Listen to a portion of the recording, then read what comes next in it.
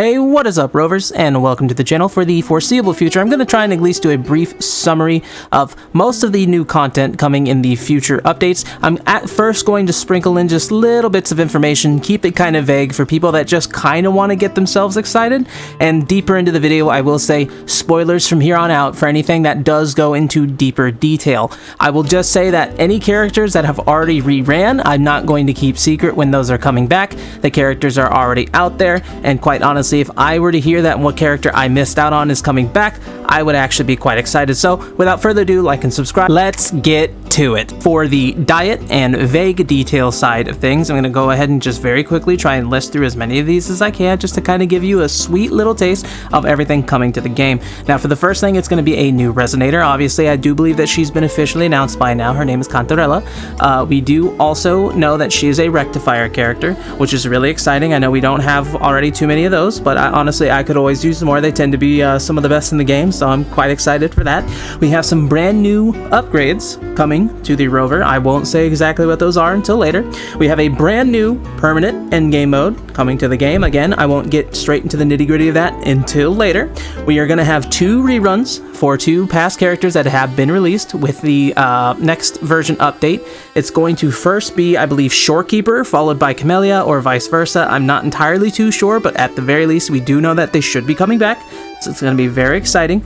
Obviously, it goes to say there's going to be brand new areas, some new events for some Astrite here and there, a brand new weekly boss, and some new echoes that we can go out and collect. Now, as for the spoiler-heavy version of everything that was just listed, you have until now 3, 2, 1 to click off the video, because here's where we're going to start diving into things a bit deeper. I'm going to refrain from showing any visuals, etc. of any of the new leaked content, just so that none of this gets striked down. Obviously, I shouldn't be able to be punished for just simply speaking about this. The information's out there, so we're just going to keep it mostly safe by just avoiding that, but you can find the information. Obviously, if you go to Wuthering Waves Leaks on Reddit, you'll find a lot of the information there in case you're curious and in case you want to research it on your own.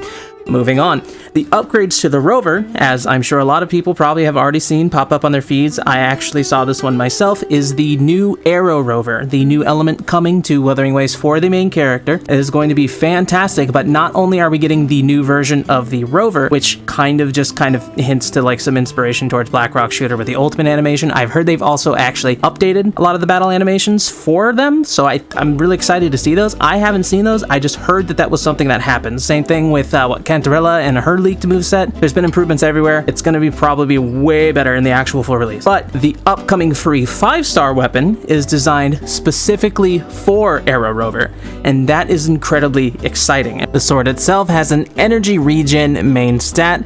On top of that, the sword has a broad effect of whenever you perform healing, you gain resonance skill damage. However, when Arrow Rover equips the sword, anytime that, and I believe you either provide healing or doing resonance skill damage, you amplify the arrow damage of nearby party members by a specified amount. I do believe that this is going to end up pairing pretty well with maybe future Arrow characters. I don't know if you could really pair this with Gion. I don't know if he really benefits from having Rover there, or if this is just future-proofing for a future Wind character.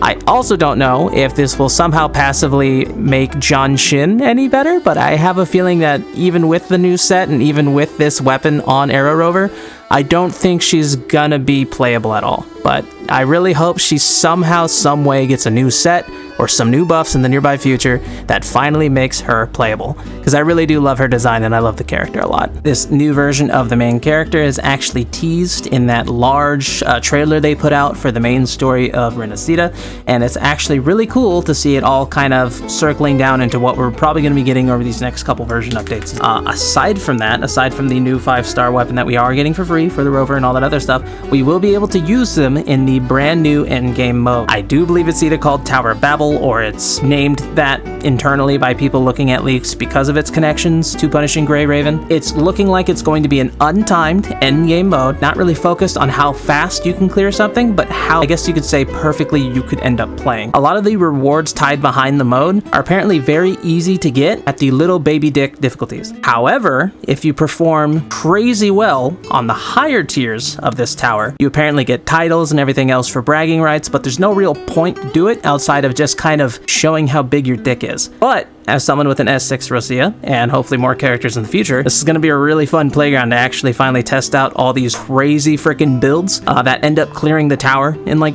30, 40, 15 seconds, and maybe you'll actually have a spot to just go wild. Now, we've already briefly touched up on this, but in case you did miss Shorekeeper back then because you're a new player who started playing during the version 2.0 update, I can't stress enough how wonderful it is to have her. She's not necessarily 100% needed, but it's like saying that Verena isn't needed.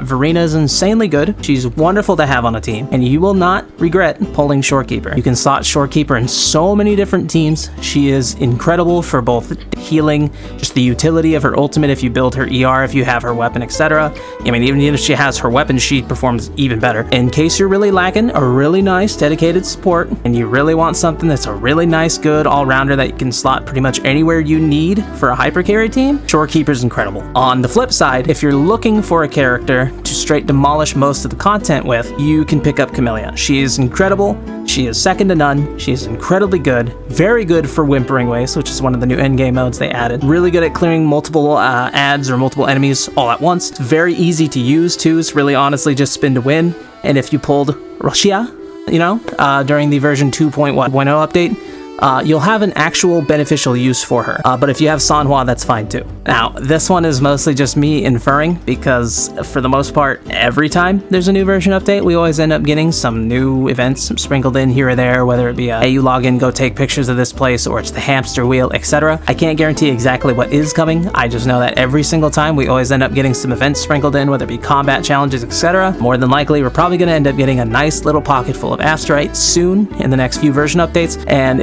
that's not going to be nearly enough to cover all the characters I still have to pull, but it's fine. And just more or less to kind of end off the majority of what we're talking about today, we have to, of course, talk about one of the biggest improvements coming to the game, and it is the new game launcher. That it's coming to PC, and I believe also mobile is going to be able to benefit from this, but no more will we have to sit there and re-download the entire game every single time that there's every single time that there's been a version update so far. I have to click on it, walk away, and come back in 3 days because my internet is terrible. That's no longer the case. If you live in some other area of the world where your internet speed is 500 kilobits a second, you're not going to have to worry about downloading the entire game all over again. You just have to update, patch whatever's new, whatever new gigabytes they add, and continue on with your day. It's still going to end up taking me probably half a day before I can wait for the maintenance to be over and play the game, but it's at least better than it was. And this one right here is a secret little piece of information for all the people that made it this far into the video. Make sure you like and subscribe. I appreciate you guys. Comment down below what you think your favorite resonator is.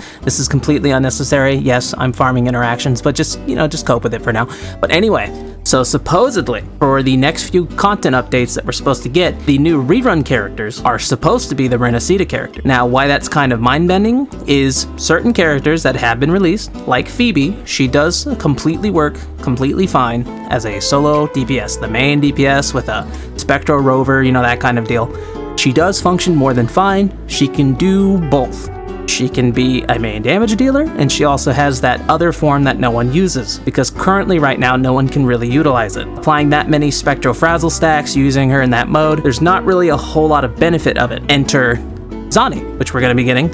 Supposedly, she is supposed to interact with that mechanic by devouring the stacks and upping the damage she does, etc., or decreasing the enemy's resistance or something like that. But generally speaking, you would like to have Phoebe with your Zani. So when she does end up coming out in the future content update of like either 2.3 or 2.4, they are rerunning Phoebe. And you might think, well, that's not going to happen. She was just here. This same sort of thing actually happened in the past. And they gave us Zhang Liao for free. He came out in 1.2, and then I believe he was reran in 1.4. So it's not really unheard of for Kuro Games to do this. On top of that, Carlotta will be coming back, and Rosia will also be coming back. And on top of that, when Carlotta does come back, because she is a really popular character, there are some leaks pointing towards her getting an outfit, which I think is going to be really cool. I really hope it's not just the color swap version of her, so it would be sort of low effort, but if it's free, I'm completely cool with that. Anyway, that's going to go ahead and end the majority of this video. If you made it here towards the end, I love you, but have a wonderful day. I'll see you here in the future on my channel. Goodbye.